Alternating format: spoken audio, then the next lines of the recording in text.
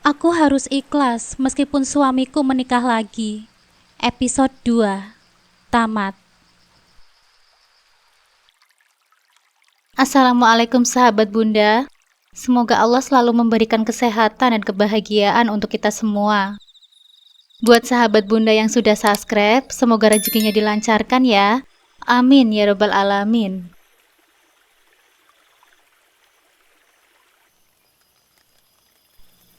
Akhirnya, aku tak punya pilihan selain menuruti tawaran Zidan. Aku tidak ingin membuat keributan karena dokter tampan itu enggan bergerak. Padahal mobil di belakang terus membunyikan klakson sebagai isyarat untuk maju keluar dari rumah sakit. Zidan tersenyum puas, seolah lega setelah aku memasang sabuk pengaman. Gitu dong, ucap Zidan sambil melirikku dengan senyum penuh kemenangan. Kamu itu gak berubah ya Dan? Masih suka maksa. Aku mengomel, mencoba menyembunyikan rasa jengkel saat mobilnya mulai melaju. Bukannya merasa bersalah, Zidan justru tertawa kecil. Kamu itu kalau nggak dipaksa, nggak bakalan jalan.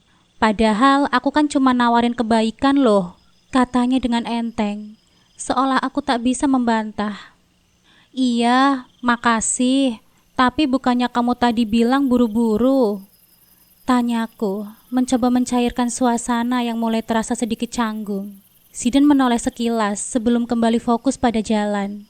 Aku melihatnya menghela nafas, seperti ada sesuatu yang sedang dipikirkan. Tadi itu anakku, dia minta aku cepat pulang buat nganterin beli es krim. Jelasnya, disertai senyum tipis yang menenangkan. Aku menoleh tersenyum di balik cadarku. Wajah Zidan nampak bahagia saat berbicara tentang anaknya. Dan entah kenapa, aku ikut merasa senang. Beruntung sekali ya anakmu punya ayah yang perhatian seperti kamu. Tapi kenapa kamu malah nawarin tumpangan buat aku? Tanyaku, sedikit cemas karena tak ingin merepotkannya. Kamu kan pasien sekaligus sahabatku. Masa aku tega sih ninggalin kamu hujan-hujanan? Lagi pula, nyari taksi online sekarang kan pasti susah. Balasnya dengan lembut sambil menoleh sekilas. Oh iya, rumahmu di mana? Biar aku antar langsung. Aku merasa sungkan. Gak usah repot-repot Dan. Tadinya aku mau pulang ke rumah orang tuaku. Turunin aku aja di halte bis, pintaku. Rumah orang tuamu yang di RT 4 itu ya? Tebak Zidan. Aku sedikit terkejut. Kamu masih ingat? Tanyaku, tak bisa menyembunyikan rasa senang. Zidan hanya tersenyum. Haikal anakku aku titipkan di daycare dekat rumah orang tuamu. Tentu saja aku masih ingat. Jawabnya dengan santai. Jadi bisa sekalian kan? Jawabannya membuatku tertegun. Bukan hanya karena dia masih mengingat tempat tinggal orang tuaku, tetapi juga fakta bahwa dia memiliki anak. Namun sebelum aku bisa berkata lebih banyak, Zidan menoleh. Ada apa, Fik? Tanyanya sedikit heran. Tadi kamu bilang anakmu di daycare. Istrimu kerja juga ya? Tanyaku hati-hati. Raut wajahnya berubah murung, tapi hanya sebentar. Ia menarik nafas panjang dan tersenyum tipis. Istriku sudah meninggal 3 tahun yang lalu. Jawabnya pelan. Aku refleks beristighfar. Rasanya tidak percaya mendengar kabar duka itu dari laki-laki yang nampak ceria di hadapanku. Maaf ya Dan, aku gak bermaksud bikin kamu sedih, ucapku penuh sesal.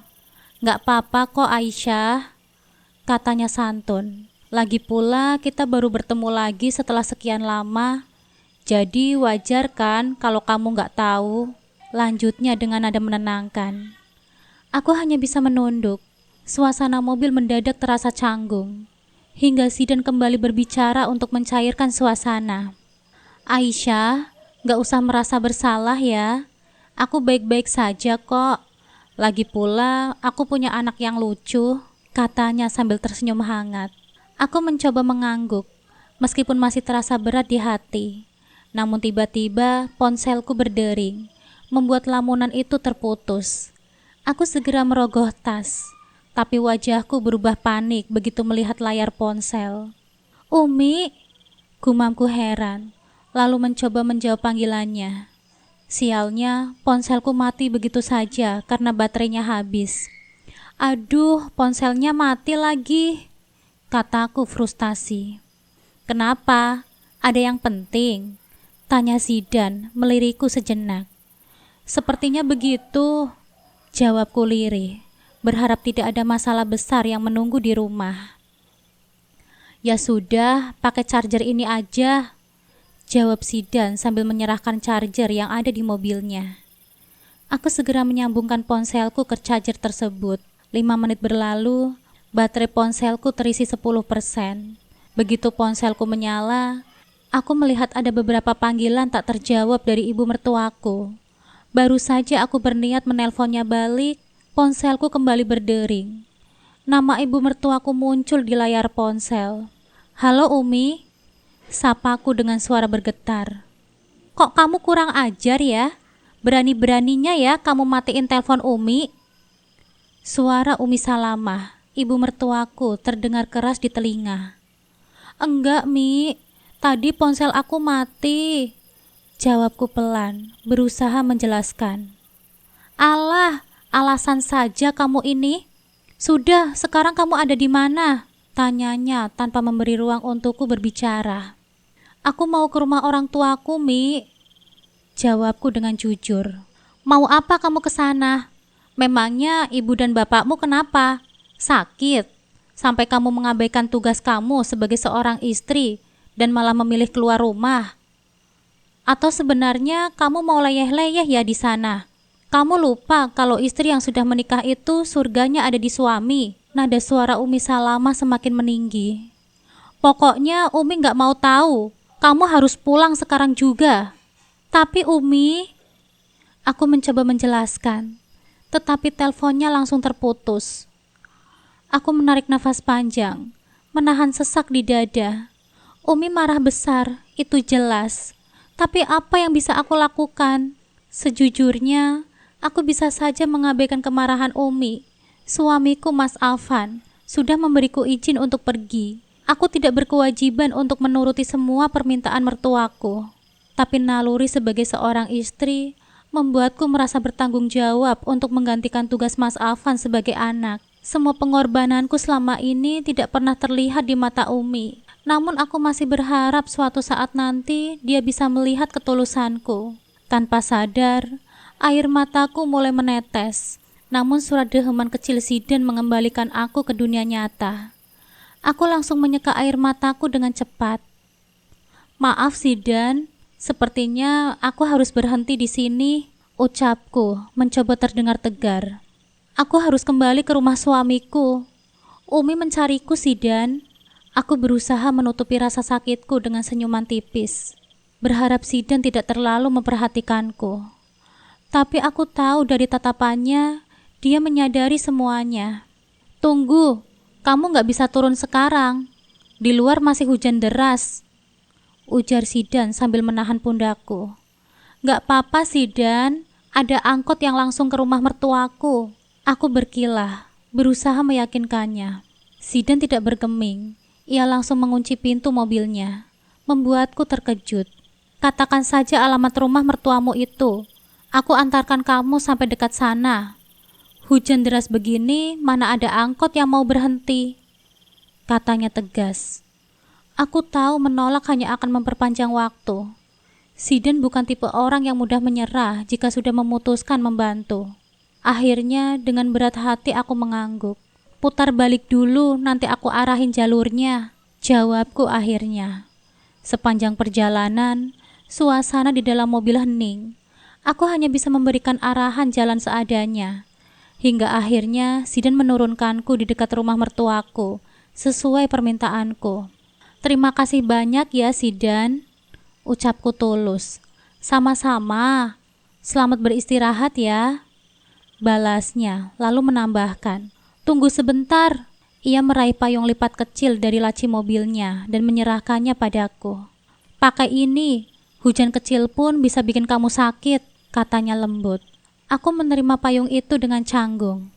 Terima kasih ya Zidan, gumamku.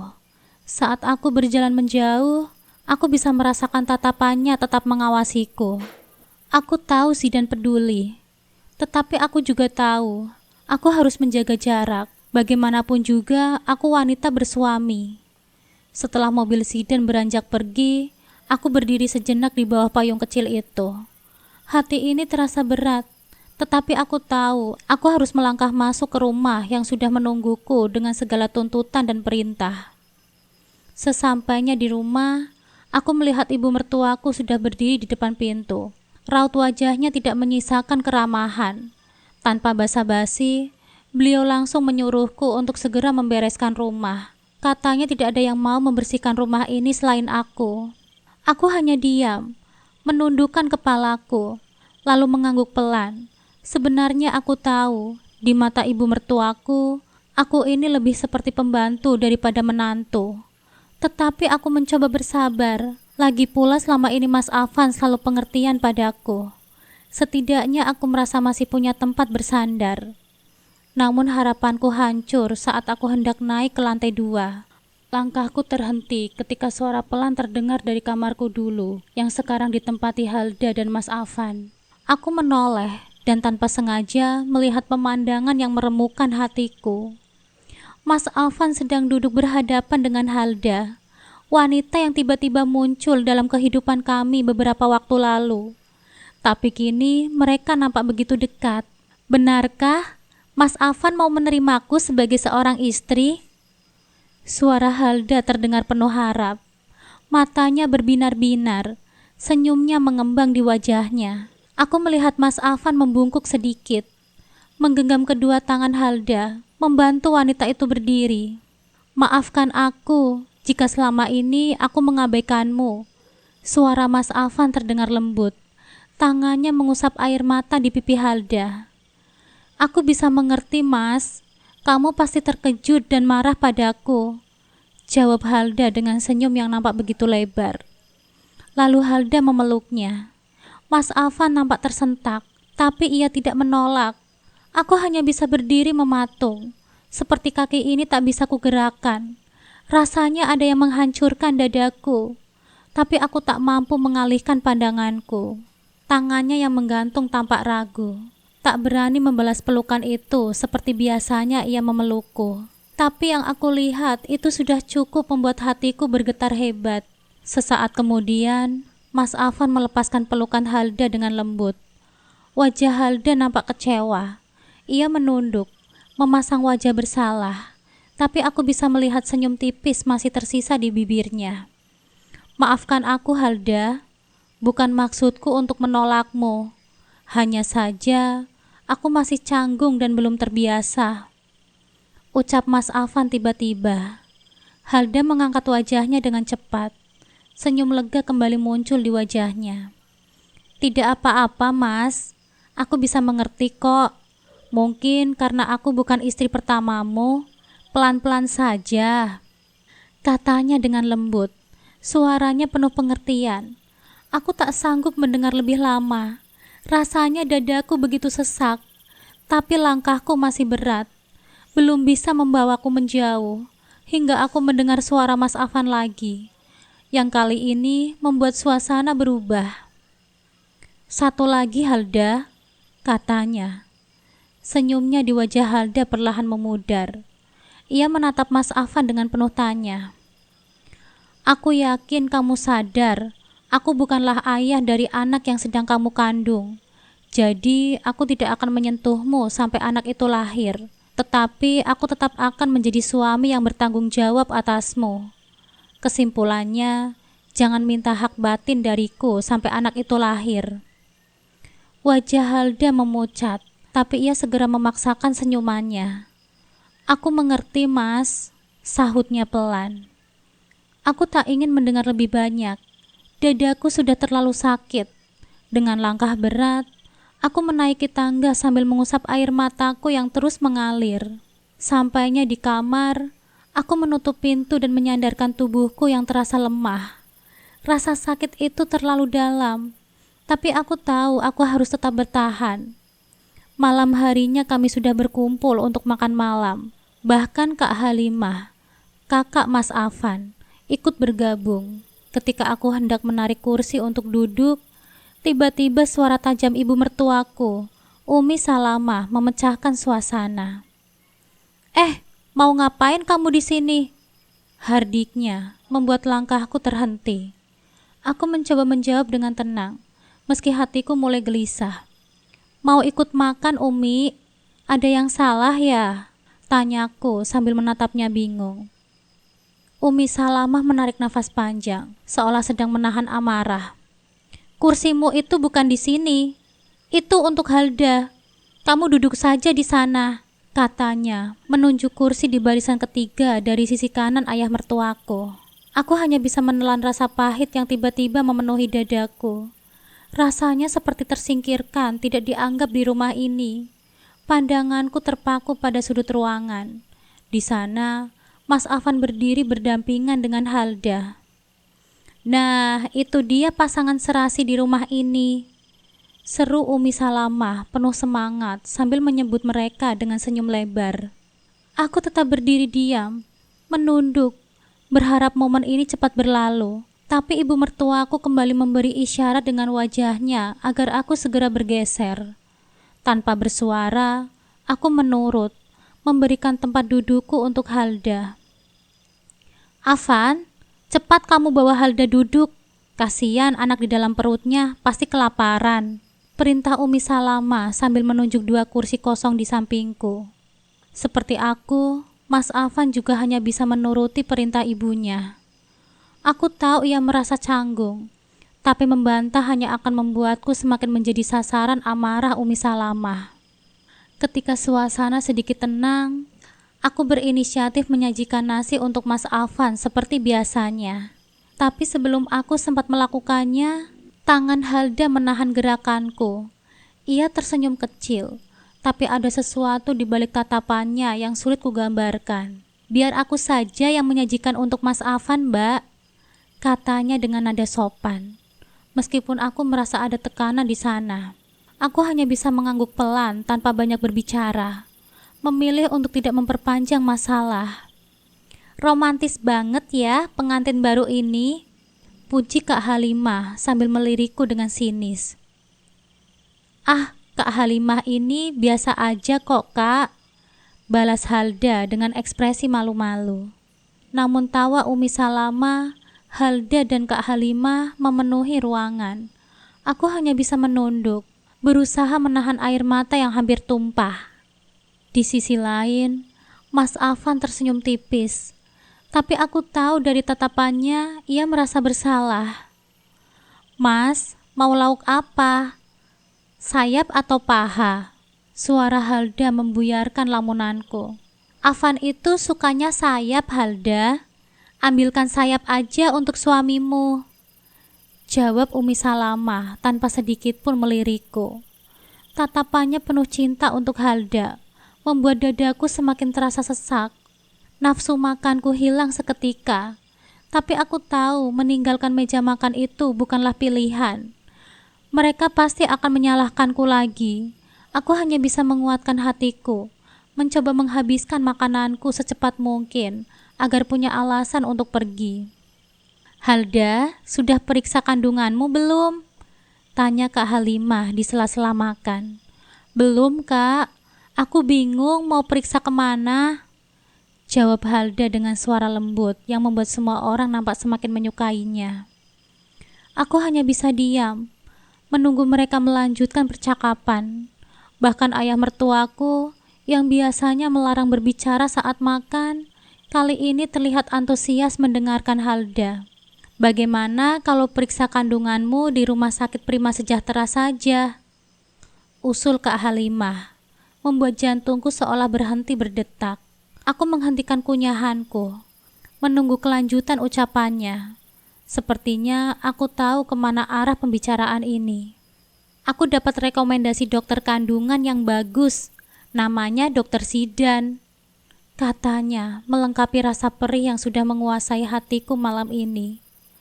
Makan malam itu pun berakhir menyakitkan bagiku, karena sekarang aku sudah tidak dianggap lagi di keluarga ini. Keesokan paginya, aku ditinggal di rumah sakit untuk mengerjakan semua pekerjaan rumah seperti biasa.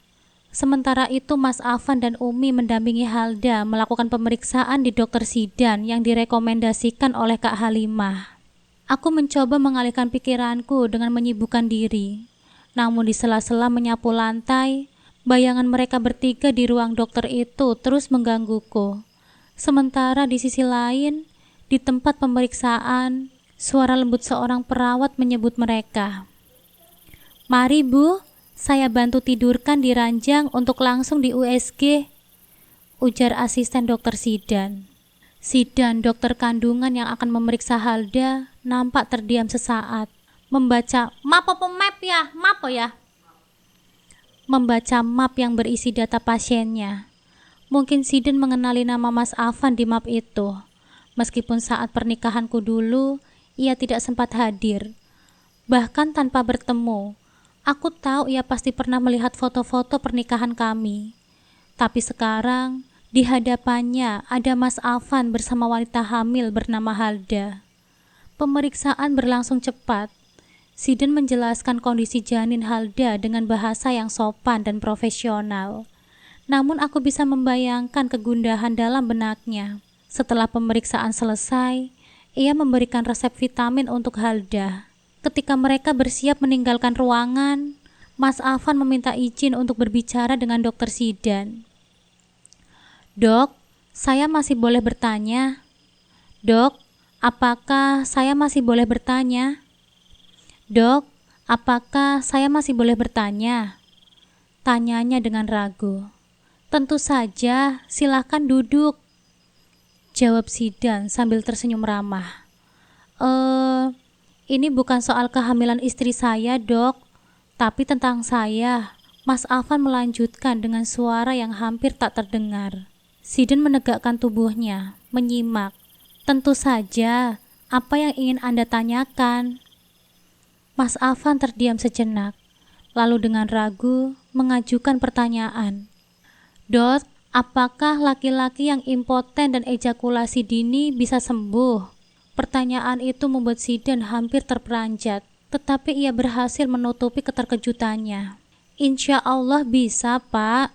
Asalkan menjalani pengobatan dengan serius dan rutin," jawabnya santun. "Kira-kira seperti apa ya pengobatannya?" tanya Mas Afan lagi, kini lebih antusias.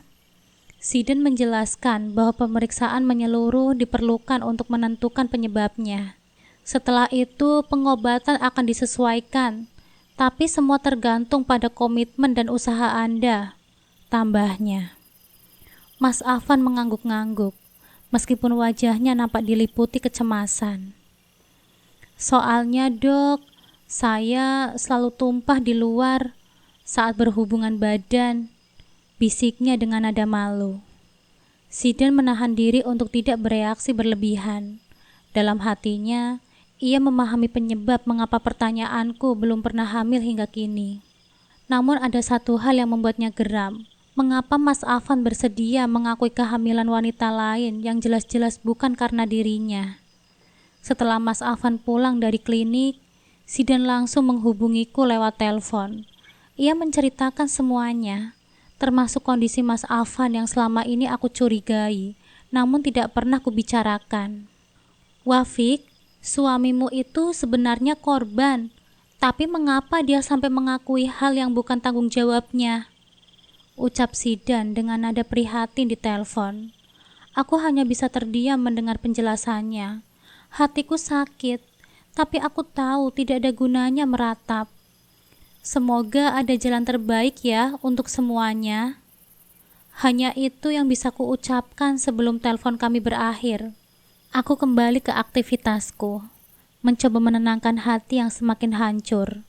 Meski sulit, aku berjanji pada diriku sendiri untuk tetap kuat dan menghadapi semuanya. Aku masih memegang pel, berdiri kaku di ruang tengah. Hati ini berdegup kencang ketika suara pintu depan diketuk. "Siapa ya?"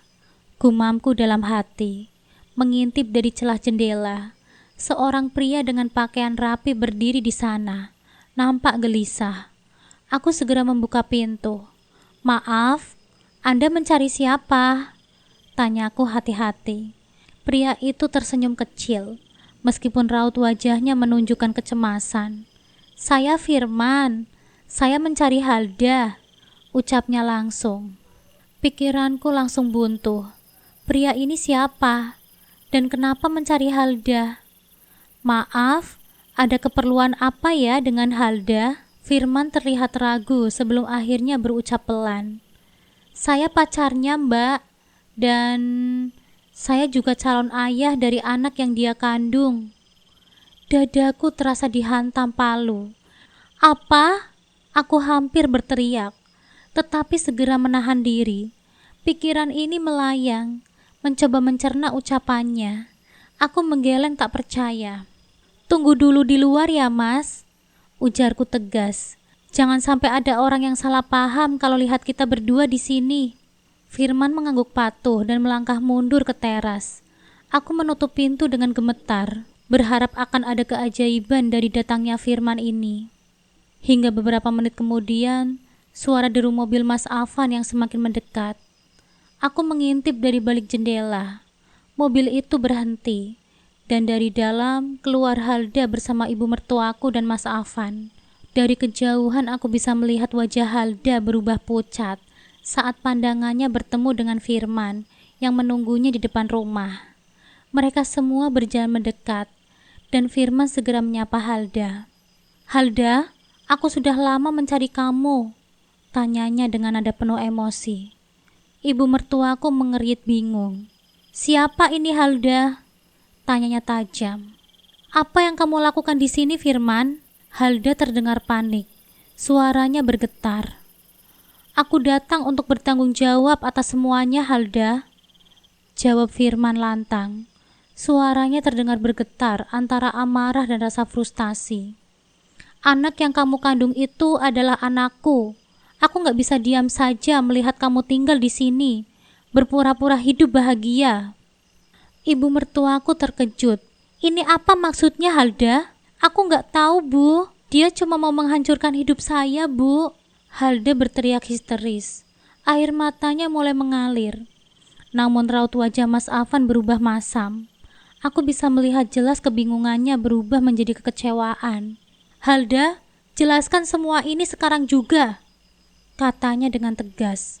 Ibu mertuaku yang tak terbiasa melihat drama seperti ini kehilangan kesabaran. "Sudah cukup.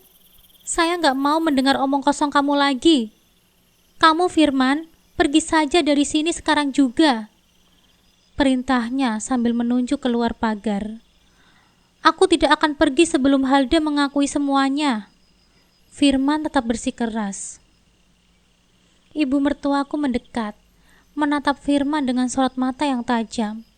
"Ini rumah saya, dan saya berhak menentukan siapa yang boleh ke sini. Kalau kamu tidak pergi sekarang juga, jangan salahkan saya kalau saya panggil polisi." Firman akhirnya menyerah, meskipun wajahnya penuh amarah dan kekecewaan. "Baik, saya akan pergi sekarang juga. Tapi ingat ya, Halda, kebenaran tidak bisa kamu sembunyikan selamanya," ucapnya sebelum berbalik meninggalkan teras. Setelah Firman pergi, suasana menjadi mencekam. Aku hanya bisa berdiri di balik pintu, tak berani untuk keluar. Halda terus menangis, sementara Mas Afan dan ibu mertuaku saling bertukar pandang dengan raut wajah yang tegang. "Aku ingin penjelasan, Halda." Suara Mas Afan terdengar dingin. "Sekarang juga." Halda terisak-isak, tetapi tidak memberikan jawaban yang jelas. "Afan, kamu ini kok gampang sekali ya percaya omongan orang yang gak jelas?"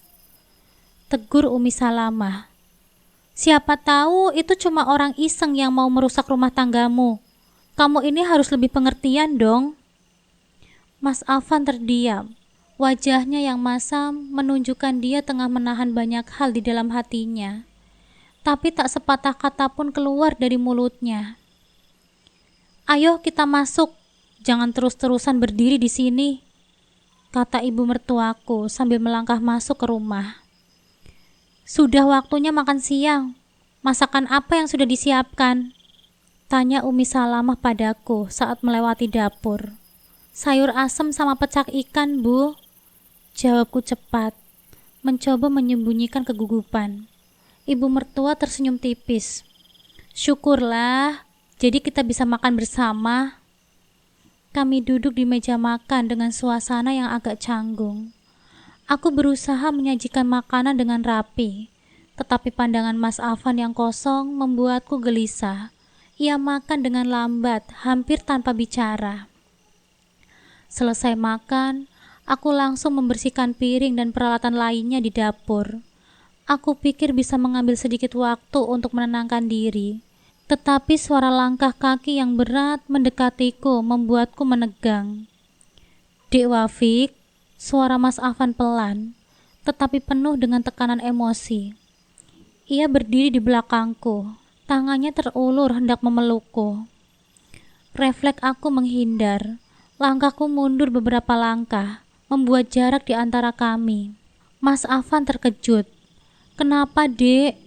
Kenapa kamu menghindariku? Tanyanya dengan nada tak percaya. Aku menghela nafas panjang, mencoba menenangkan gejolak di dada. Mas Afan, suaraku bergetar. Mas itu pria terbodoh. Kata-kataku membuatnya terpaku. Matanya yang penuh harapan kini dipenuhi dengan rasa bersalah. Aku tahu aku salah, Dek. Aku terlalu cepat mengambil keputusan saat dulu Halda bilang kalau aku menghamili dia. Tapi sekarang aku nggak tahu harus bagaimana. Aku menunduk, berusaha menahan air mataku. Mas Afan, semua keputusan sekarang ada pada kamu, Mas. Dan kamu juga yang nantinya akan bertanggung jawab atas keputusanmu itu. Mas Afan maju melangkah, memegang tanganku dengan lembut. Dek Wafik, maafkan Mas. Mas telah salah mengambil keputusan. Aku tetap terdiam, tidak menjawab. Ia melanjutkan dengan suara yang semakin lirih. Aku janji, Dek. Aku akan mencoba menyelesaikan masalah ini. Tolong beri aku kesempatan. Aku menatapnya sejenak, mencoba mencari ketulusan di matanya. Rasa kecewa yang tadi meluap kini mulai mereda, tetapi luka itu belum sepenuhnya sembuh. Aku butuh waktu, Mas, ujarku akhirnya, sebelum melepaskan tanganku dari genggamannya dan kembali ke dapur. Mas Afan tidak berkata apa-apa lagi. Ia hanya berdiri di sana beberapa saat sebelum berbalik pergi, meninggalkan aku dengan pikiran yang terus berkecamuk. Keesokan paginya, aku kembali ke klinik tempat Zidan praktek.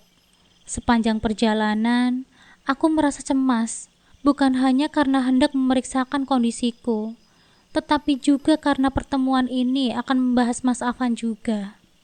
Begitu tiba di klinik, Zidan menyambutku dengan senyuman hangat. Ia memintaku untuk duduk di ruangannya sebelum pemeriksaan selesai. Ia memeriksa kondisiku sambil berbicara perlahan, seolah tak ingin menambah bebanku. Wafik, katanya dengan lembut sambil melepas sarung tangannya. Aku sudah memeriksa semua hasilnya. Aku ingin kamu tahu bahwa peluang Mas Afan untuk bisa menghamili itu sangat kecil, hampir tidak mungkin. Aku menatapnya dengan mata yang berkaca-kaca. Kata-kata itu seperti palu godam yang menghantam hatiku. Selama ini aku sering disalahkan karena belum bisa memberikan keturunan. Tapi ternyata Mas Afan mengalami ejakulasi dini. Lanjut Zidan dengan hati-hati, dan itu membuat sel spermanya sulit, bahkan hampir mustahil untuk mencapai rahim.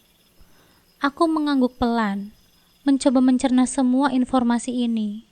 Ada rasa marah, kecewa dan sedih yang bercampur aduk. Namun di balik itu semua, ada sedikit kelegaan karena akhirnya aku tahu bahwa aku tidak sepenuhnya bersalah. Setelah pemeriksaan selesai, Zidan memintaku untuk menunggunya di ruangannya. Katanya ia ingin mengajakku makan siang setelah praktek selesai. Awalnya aku menolak dengan alasan tidak enak hati, tapi Zidan terus memaksa.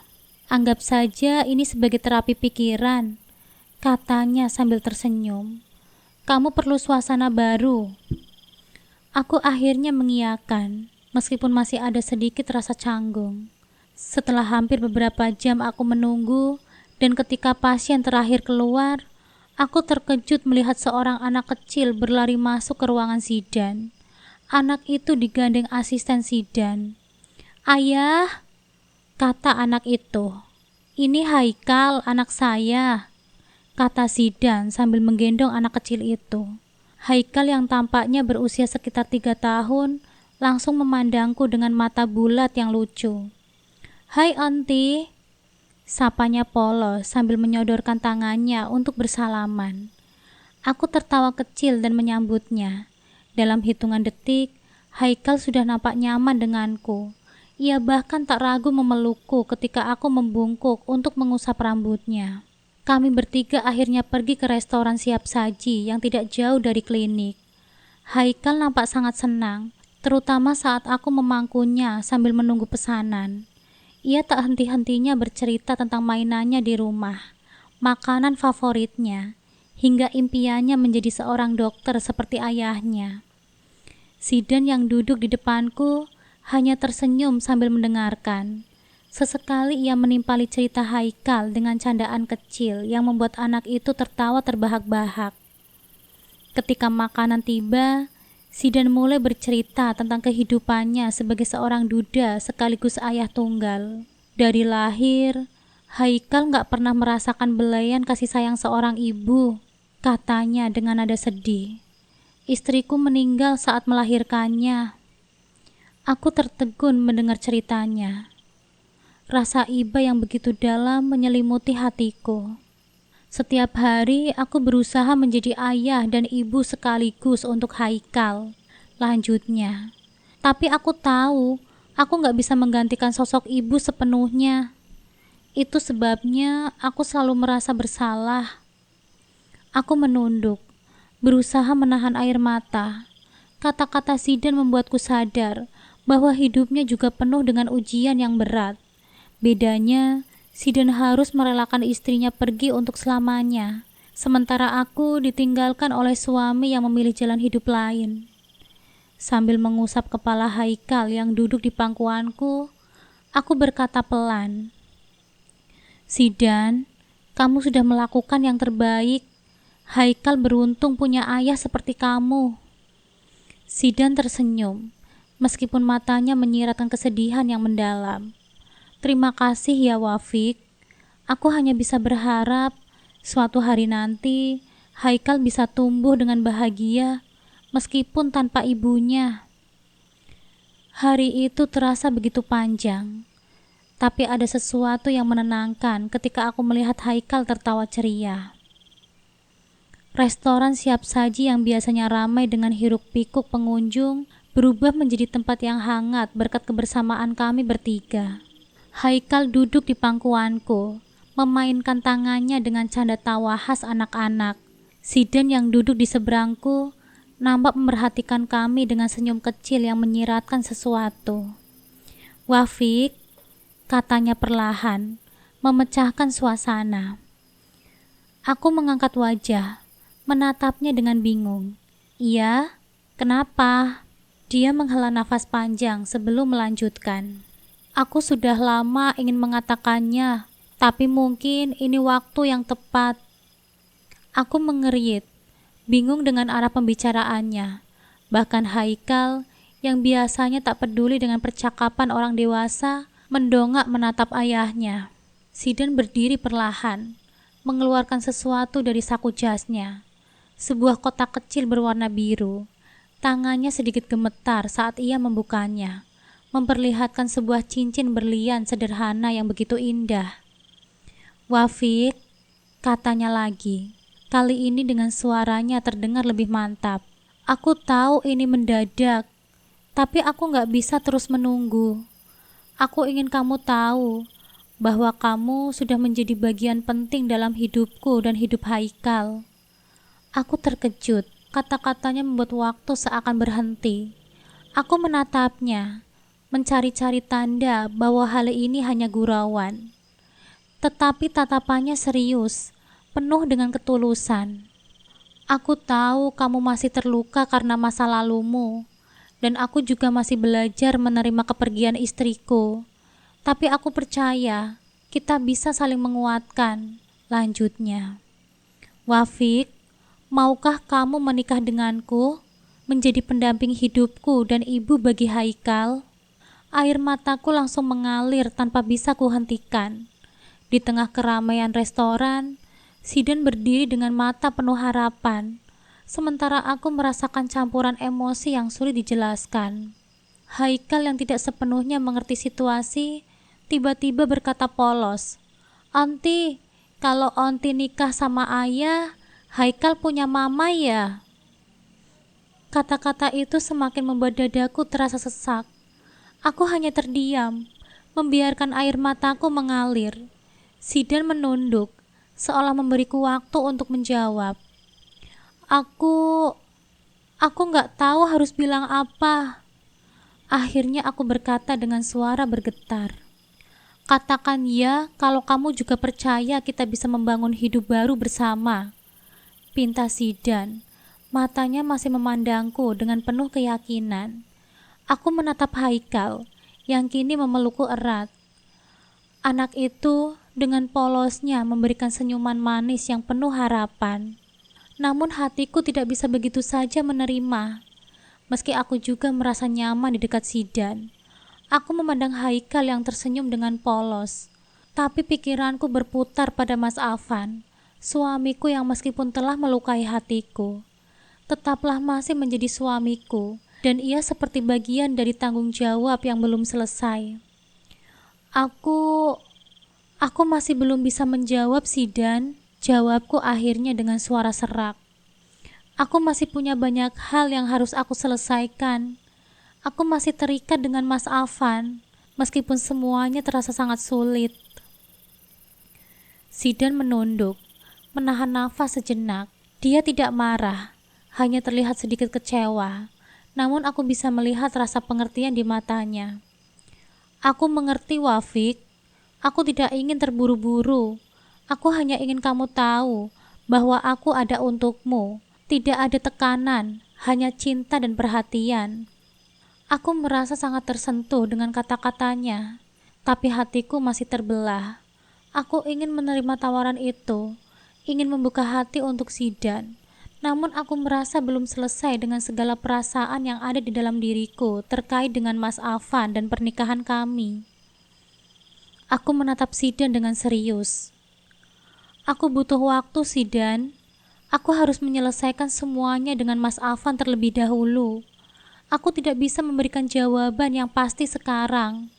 Maafkan aku, Zidan. Zidan mengangguk, meski ada sedikit kesedihan yang terpancar di wajahnya. Aku paham, Wafik. Aku akan menunggumu, dan aku akan tetap ada untukmu, kapanpun kamu siap. Suasana menjadi lebih tenang setelah percakapan itu, meskipun hati kami masing-masing membawa perasaan yang berbeda. Haikal yang tidak mengerti masih asik dengan makanannya dan bermain-main, seolah-olah dunia sekitar kami tetap ceria dan penuh dengan warna. Hari itu, aku tidak bisa memberikan jawaban yang Zidan harapkan. Aku hanya bisa memberikan kepastian bahwa aku akan mengambil waktu untuk diriku sendiri, untuk menyelesaikan segala hal dengan Mas Afan, dan untuk membuka hatiku sepenuhnya. Aku berharap suatu hari nanti, aku bisa menemukan jalan menuju kebahagiaan yang baru. Tapi untuk saat ini, aku hanya bisa berjalan pelan-pelan dan menghadapi kenyataan yang ada. Saat sampai di rumah, aku merasa ada sesuatu yang aneh. Pintu utama terbuka lebar, dan suasana di dalam terasa tegang. Langkahku langsung terhenti ketika melihat Mas Afan, ibu mertua, Halda, dan Kak Halimah duduk di ruang tamu. Halda, wanita yang baru saja dinikahi Mas Afan, duduk dengan ekspresi penuh kemenangan di sampingnya. "Wafik, kesini sekarang." Suara Mas Afan memanggilku dengan nada tajam. Aku berjalan perlahan, mencoba memahami apa yang sedang terjadi. Saat aku mendekat, Mas Afan langsung membuka pembicaraan tanpa basa-basi. "Kamu pikir aku nggak tahu apa yang kamu lakukan tadi siang?" Suaranya penuh amarah. "Maksudnya apa, Mas?" Tanyaku bingung, meski firasat burukku mulai menghantui. "Kamu selingkuh kan?" Kamu makan bersama pria lain, memangku anaknya pula. Kamu pikir aku ini bodoh? Aku membeku. Jadi ini soal pertemuanku dengan Zidan dan Haikal tadi siang. Tapi bagaimana mereka tahu? Mas Afan tidak mengerti itu. Aku hanya... Diam kamu, bentaknya, membuatku terkejut.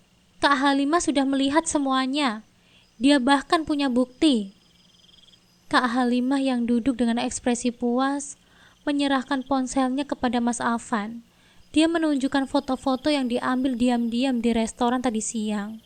Dalam gambar itu, aku terlihat memangku Haikal dengan Zidan duduk di sebelahku. Lihat, ini jelas bukan sekedar makan siang biasa. Kamu menghancurkan kehormatanku. Aku mencoba menjelaskan, tetapi suara Umi Salamah langsung memotong. Wafik, kamu ini benar-benar ya wanita murahan. Sudah diberi tempat tinggal, diberi makan, malah berbuat seperti ini di belakang suamimu. Aku mencoba membela diri. Umi, tolong dengarkan aku dulu. Aku hanya... Sudah cukup, potong Umi Salamah. Suaranya tegas memecahkan suasana. Wafik, kalau kamu memang istri yang baik, kamu tidak akan pergi berduaan dengan pria lain, apalagi sampai memangku anaknya di depan umum.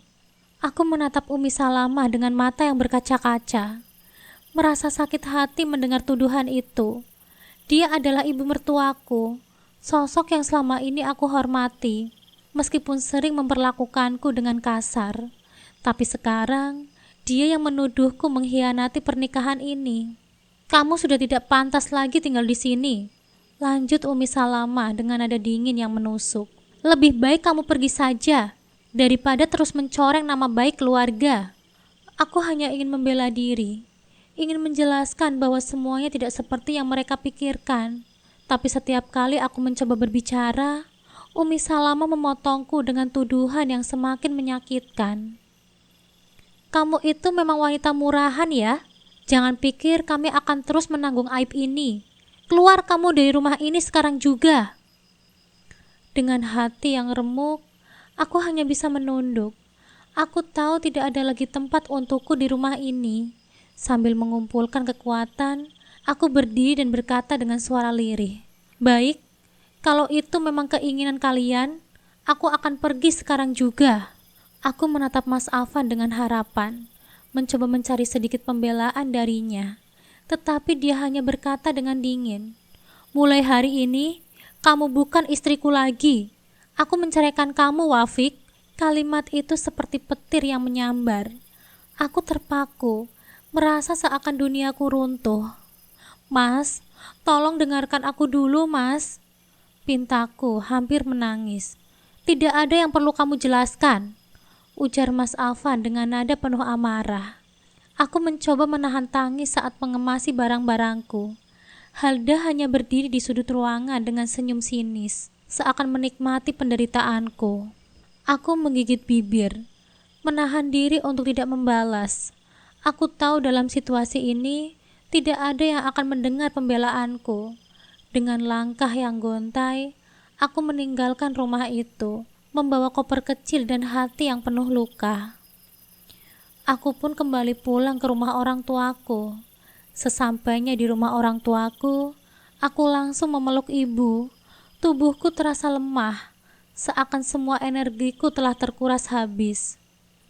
Ibu, ayah, aku diusir. Isaku, air mataku mengalir dengan deras. Apa yang telah terjadi, nak? Tanya ayah dengan nada khawatir. Aku menceritakan semuanya, dari tuduhan perselingkuhan hingga perceraian yang dituduhkan oleh Mas Afan. Aku juga menjelaskan siapa pria yang mereka tuduh sebagai selingkuhanku. Ayah menghela nafas panjang, mencoba menenangkan diriku. Afan terlalu cepat menuduh. Apalagi setelah dia menikah lagi, dia seharusnya bisa lebih bijak dalam mengambil keputusan. Ibuku memelukku dengan erat, mencoba menenangkan. Nak, jangan terlalu larut dalam kesedihan. Kami tahu siapa dirimu, dan Tuhan juga tahu Kebenaran akan terungkap pada waktunya. Malam itu setelah tangisanku mereda, aku tertidur dengan pikiran yang kalut. Meski hati ini hancur berkeping-keping, ada perasaan aneh yang menyelinap lega. Seperti beban yang selama ini kutanggung, perlahan-lahan mulai terangkat. Barangkali perceraian ini adalah cara Tuhan untuk membebaskanku dari hubungan yang penuh luka. Namun kenyataan bahwa aku harus memulai segalanya dari awal terasa sangat berat. Keesokan paginya, tubuhku terasa lemas. Aku bahkan nyaris tidak bisa bangun dari tempat tidur. Kepalaku terasa berat dan nafasku terasa sesak. Orang tuaku yang khawatir melihat keadaanku segera membawaku ke rumah sakit terdekat. Takdir membawa kami ke rumah sakit tempat Zidan bekerja sebagai dokter. Begitu sampai di sana, aku segera dibawa ke ruang periksa. Saat Zidan muncul, wajahnya yang terkejut melihat keadaanku memperlihatkan rasa khawatir yang mendalam. Tanpa banyak bicara, dia langsung memeriksa kondisiku dan memberikan penanganan yang diperlukan. "Kenapa kamu bisa seperti ini, Wafik?" tanyanya dengan lembut setelah selesai memeriksaku. Aku hanya bisa menggeleng pelan. "Aku terlalu lelah." "Mungkin," jawabku dengan suara parau. Setelah beberapa saat, kondisiku mulai membaik. Zidan menyarankan aku untuk tetap dirawat agar pemulihanku lebih cepat. Sambil menemaniku di ruangan, ia berbicara dengan penuh perhatian. "Kamu mau cerita apa yang sebenarnya terjadi?" tanyanya. Saat itu, aku merasa tidak ada gunanya lagi menyembunyikan apapun. Dengan perlahan, aku menceritakan semuanya yang telah terjadi. Tentang tuduhan perselingkuhan, perceraian yang dipaksakan, hingga bagaimana aku diusir dari rumah ibu mertuaku. Zidan mendengarkan dengan saksama, dan aku bisa melihat raut wajahnya yang berubah menjadi penuh rasa bersalah. "Wafik, aku benar-benar minta maaf. Kalau saja aku tahu ini akan terjadi, aku pasti tidak akan mengajakmu makan siang pada waktu itu." Aku menggeleng pelan. "Zidan, ini bukan salahmu. Jujur, aku sudah lama lelah dengan sikap Mas Afan. Mungkin kejadian ini hanya mempercepat apa yang sebenarnya akan terjadi." Dia menatapku, seolah ingin mengatakan sesuatu, tapi menahan diri. "Aku hanya ingin kamu tahu, aku akan selalu ada kalau kamu butuh seseorang untuk berbicara atau sekedar mendengar." Aku tersenyum kecil, meski rasa sakit di hatiku belum sepenuhnya hilang. Beberapa hari kemudian, proses perceraian kami resmi berlangsung. Mas Afan tetap menggunakan alasan perselingkuhan untuk memutuskan pernikahan kami. Meski aku tahu betul itu hanyalah dalih. Baginya, ini adalah cara mudah untuk membenarkan keputusannya menikahi Halda. Saat hakim mengetukkan palu dan menyatakan pernikahan kami berakhir, aku merasa campur aduk. Ada rasa lega karena akhirnya aku terbebas dari hubungan yang penuh luka. Tetapi juga ada kesedihan yang mengiris hatiku. Setelah persidangan selesai, aku berjalan keluar pengadilan dengan kepala tertunduk. Orang tuaku menungguku di luar, memberikan pelukan hangat yang sedikit meredakan rasa sakit di hatiku. Di luar ruang sidang, aku bertemu dengan Halda dan Mas Afan. Mereka nampak tersenyum puas, seolah-olah baru saja memenangkan sesuatu. Halda mendekat, wajahnya penuh keangkuhan. "Semoga kamu bahagia dengan hidup barumu ya, Wafik," katanya dengan nada sinis. Aku hanya bisa terdiam, tidak ingin memperpanjang konflik. Aku tahu kebahagiaan mereka bukan urusanku lagi. Hari-hari berikutnya, aku mencoba memulai hidup baruku. Meski sulit, aku bersyukur memiliki keluarga yang selalu mendukungku. Zidan juga sering menghubungiku, memastikan aku baik-baik saja. Meski hubunganku dengannya masih sebatas teman, aku tidak bisa mengabaikan perhatian dan kebaikannya yang tulus. Lambat laun, aku mulai memahami bahwa setiap akhir adalah awal dari sesuatu yang baru. Dan mungkin ini adalah awal dari kebahagiaanku yang sesungguhnya. Beberapa bulan setelah perceraian yang pahit, hidupku mulai berangsur membaik. Aku mencoba fokus pada diriku sendiri, membangun kembali kepercayaan diriku yang sempat hancur.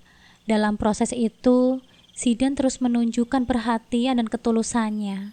Ia bukan hanya seorang teman, tetapi juga seseorang yang selalu mendukungku melewati masa-masa sulit. Seiring berjalannya waktu, hubungan kami berkembang menjadi sesuatu yang lebih serius. Suatu hari dengan penuh keberanian, Zidan datang menemui kedua orang tuaku untuk meminta izin melamarku. Ayah, ibu, saya ingin menikahi Wafik. Saya berjanji akan menjaga dan membahagiakannya, kata Zidan dengan tegas, tetapi dengan nada yang hormat. Ayahku menatap Zidan dengan mata yang tajam, mencoba memastikan kesungguhannya.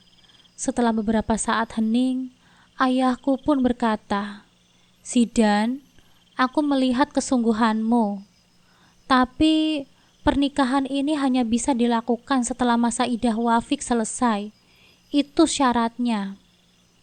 Zidan mengangguk mantap. "Saya mengerti, Pak. Saya siap untuk menunggu."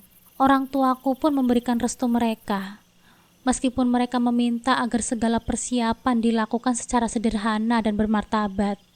Mendengar itu, hatiku terasa lebih ringan. Untuk pertama kalinya dalam waktu yang lama, aku merasa memiliki harapan untuk masa depan yang lebih baik. Di sisi lain, hal mengejutkan terjadi di keluarga Kiai Muzakir Abdullah, ayah Halda. Suatu pagi seorang tamu datang ke rumah mereka. Tamu itu adalah Firman, pemuda yang pernah dekat dengan Halda. Bersama kedua orang tuanya, mereka membawa kabar yang mengubah segalanya. "Tolong maafkan anak kami, Pak Kiai," ujar ayah Firman dengan suara penuh penyesalan. "Kami datang ke sini untuk meminta maaf dan bertanggung jawab atas perbuatan Firman." Kiai Muzakir Abdullah mengeritkan dahi. "Apa maksud Anda?" Ayah Firman melanjutkan. "Bayi yang dikandung Halda adalah anak Firman. Kami ingin Firman menikahi Halda dan bertanggung jawab sepenuhnya." Kiai Muzakir Abdullah terdiam. Wajahnya tegang. Awalnya ia sulit menerima kenyataan ini. Baginya, nama baik keluarganya adalah segalanya. Namun orang tua Firman terus menunjukkan kesungguhan mereka. "Kami siap membiayai semua kebutuhan Halda dan memberikan fasilitas terbaik untuk anak yang akan lahir nanti. Kami hanya berharap Pak Kiai memberikan izin agar Firman bisa menikahi Halda dan menebus kesalahannya," tambah Ibu Firman dengan suara lembut. Akhirnya setelah melihat keseriusan mereka, Kiai Muzakir Abdullah menyetujui pernikahan itu. Dengan berat hati, ia dan istrinya mendatangi Mas Afan untuk memberitahu kebenaran yang selama ini disembunyikan Halda. Ketika Kiai Muzakir Abdullah dan istrinya tiba di rumah Mas Afan, suasana menjadi tegang. "Ada apa, Pak Kiai?" tanya Umi Salamah, ibu mertua lamaku, dengan nada heran. "Kami ingin berbicara soal Halda," jawab Kiai Muzakir Abdullah dengan singkat. Mas Afan yang sedang duduk di ruang tamu hanya mengangkat alis tanpa ekspresi. Namun ketika Kiai Muzakir Abdullah mulai bercerita tentang Firman dan bayi yang dikandung Halda, suasana berubah drastis. "Ini pasti hanya lelucon kan?" sergah Umi Salamah dengan nada tinggi. "Halda tidak mungkin." Namun Halda yang berdiri di dekat pintu tiba-tiba angkat bicara. "Umi, itu benar. Bayi ini bukan anak Mas Afan, melainkan anaknya Firman." Perkataan Halda membuat semua orang terdiam. Umi Salamah terlihat seperti kehilangan kata-kata.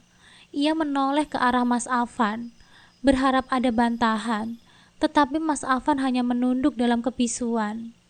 Ketika Umi Salamah akhirnya tahu bahwa Mas Afan juga menderita masalah kesehatan yang membuatnya tidak mungkin memiliki anak, ia hanya bisa menarik nafas panjang. "Jadi, semua ini hanya akal-akalan kalian saja," katanya dengan keras. Kiai Muzakir Abdullah tidak bergeming apapun. Dia mengakhiri pertemuan itu dengan berkata, "Kami akan menyelesaikan urusan ini sebaik mungkin. Halda akan menikah dengan Firman, dan semuanya akan berakhir di sini." Mas Afan tidak bisa berkata apa-apa. Dia hanya menatap kosong, seolah menyadari bahwa keputusan-keputusan yang telah ia buat selama ini telah menghancurkan dirinya sendiri. Hari itu langit cerah, seolah ikut merestui awal yang baru dalam hidupku. Setelah masa idah selesai, Zidan dan keluarganya datang ke rumahku untuk melamarku secara resmi. Prosesi sederhana namun penuh haru. "Wafik," kata Zidan sambil menatapku lembut. "Aku tahu masa lalumu tidak mudah dan aku pun punya cerita yang sama. Tapi aku percaya, bersama kita pasti bisa membangun kebahagiaan baru."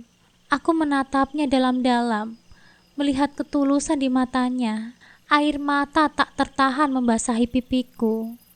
Orang tuaku tersenyum bahagia. Ayahku menepuk pundak Zidan dan berkata, "Jaga anakku baik-baik ya. Jangan biarkan dia terluka lagi." Pernikahan kami berlangsung di masjid dekat rumah. Sejak pagi, keluarga sibuk mempersiapkan segalanya. Aku yang berada di dalam kamar, mengenakan gaun model gamis putih dengan penutup cadar, terlihat begitu menawan. Ayah dan ibuku menatapku dengan mata yang berkaca-kaca. Ketika aku melangkah keluar, Zidan sudah berada di depan meja akad, mengenakan baju koko putih dan peci putih. Wajahnya terlihat tenang, meskipun aku tahu dia pasti merasakan kegugupan yang sama denganku. Para tamu undangan yang terdiri dari keluarga dekat dan beberapa sahabat tersenyum hangat ketika melihatku. Di salah satu sudut, aku melihat Haikal duduk bersama pengasuhnya, melambaikan tangan ke arahku dengan senyum polosnya. Hati ini terasa penuh bahagia melihat kehadiran anak kecil itu, yang kini juga akan menjadi bagian dalam hidupku. Prosesi dimulai dengan pembacaan ayat suci Al-Quran oleh salah satu kerabat Zidan. Suara lantunan ayat yang mengalun membawa ketenangan di dalam hati. Kemudian penghulu membuka acara dengan sambutan singkat, diikuti oleh serangkaian doa. Ketika tiba waktunya untuk ijab kabul, ruangan yang sebelumnya penuh dengan obrolan ringan menjadi hening. Zidan duduk bersila di depan ayahku, dengan penghulu di sampingnya. Ayah menyerahkan tanganku kepada Zidan, dan aku melihat sejenak matanya yang penuh dengan keyakinan. "Saudara Zidan bin Abdul Malik," ucap penghulu, suaranya mantap. "Saya nikahkan Anda dengan Wafik Nur Aziza binti Ridwan Hermansyah dengan mas kawin berupa emas seberat 5 gram, dibayar tunai." Dengan suara tegas namun lembut, Zidan mengucapkan ijab kabul. "Saya terima nikah dan kawinnya Wafik Nur Aziza binti Ridwan Hermansyah dengan mas kawin tersebut dibayar tunai." Hening sesaat. Penghulu menoleh ke saksi, menunggu keputusan mereka. Salah seorang saksi, seorang pria parubaya yang merupakan kerabat ayah, mengangguk sambil berkata lantang, "Sah, sah," jawab saksi kedua, diikuti oleh ucapan serupa dari para tamu yang hadir. Aku merasa dadaku begitu lapang saat itu. Air mataku yang sejak tadi kutahan akhirnya jatuh juga. Ini adalah momen yang paling aku nantikan. Perasaan lega dan syukur menyelimuti diriku. Aku menunduk menyembunyikan senyum bahagia di balik hijabku. Setelah prosesi selesai, kami saling menyalami keluarga. Ayah memelukku dengan erat, tak kuasa menahan air matanya. Ibu menangkup wajahku dengan kedua tangannya, memberikan doa terbaik untuk pernikahanku. Di sudut lain, Zidan memeluk erat Haikal yang datang menghampirinya. "Sekarang Haikal punya mama baru," bisik Zidan sambil melirikku. Aku hanya bisa tersenyum haru. Pernikahan ini sederhana, namun penuh dengan makna. Aku tahu ini bukan sekedar penyatuan dua insan, tetapi juga awal dari perjalanan baru yang penuh harapan. Setelah akad, Haikal anak Zidan berlari memelukku. "Sekarang Onti Wafik jadi ibunya Haikal kan?" katanya dengan polos. Aku tersenyum dan mengusap rambutnya. "Iya sayang, mulai sekarang kita ini keluarga." Aku, Zidan dan Haikal kini menjalani hidup yang penuh dengan kebahagiaan. Haikal tumbuh menjadi anak yang ceria dan cerdas, mengisi hari-hari kami dengan tawa dan kebahagiaan. Kehadiran Haikal membuat rumah kami terasa hangat, dan Zidan menjadi sosok suami yang penuh dengan kasih dan perhatian. Setiap hari, aku merasa bersyukur atas takdir yang mempertemukanku dengan Zidan. Kami saling mendukung dalam setiap langkah kehidupan, menjadikan cinta sebagai pondasi rumah tangga kami. Hidup kami sederhana, tetapi penuh dengan makna. Sementara itu, kabar tentang Mas Afan dan Umi Salama sesekali sampai ke telingaku. Aku mendengar bahwa Mas Afan semakin terpuruk setelah kebenaran tentang Halda dan Firman terungkap. Kehidupan rumah tangganya dengan Halda berakhir dengan perceraian, meninggalkan luka dalam hati Mas Afan. Umi Salamah pun yang dulu begitu keras dan angkuh, kini hidup dalam penyesalan. Penyesalan atas perlakuannya padaku dan keputusan-keputusan yang diambilnya tanpa memikirkan dampaknya. Namun aku memilih untuk tidak menyimpan dendam. Biarkan saja mereka menjalani apa yang sudah menjadi jalan hidup mereka. Sementara aku fokus pada kebahagiaanku sendiri. Hidup mengajarkanku bahwa setiap luka akan sembuh dengan waktu, dan setiap kesedihan bisa berakhir dengan kebahagiaan. Asalkan kita tidak pernah berhenti berharap. Kini aku merasa damai bersama keluarga kecilku yang penuh dengan cinta.